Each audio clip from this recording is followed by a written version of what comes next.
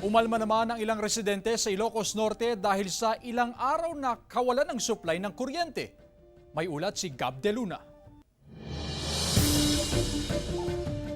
Mag-iisang linggo nang walang supply ng kuryente sa ilang bayan sa Ilocos Norte dahil sa epekto ng nagdaang bagyong Egay. Umaalma na ang ilang residente, pahirapan daw ang pagpunta sa mga free charging station. Apela ng mga apektadong residente sa Ilocos Norte Electric Cooperative, madaliin ang pag-aayos sa mga napinsalang poste at linya ng kuryente. Mag-iisang linggo na po ma'am, ang wala kaming kuryente, walang tubig. Apektado ang mga negosyo na nangangailangan ng supply ng kuryente. Nang hihinayang si Alona Jean, may-ari ng grocery store dahil libo-libo raw ang nasirang frozen products sa kanyang tindahan.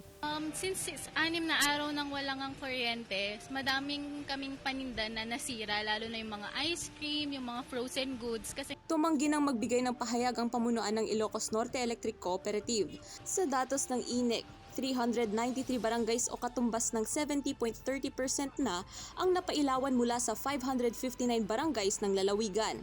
Nagpapatuloy ang restoration sa tulong ng NGCP at iba pang electric cooperative.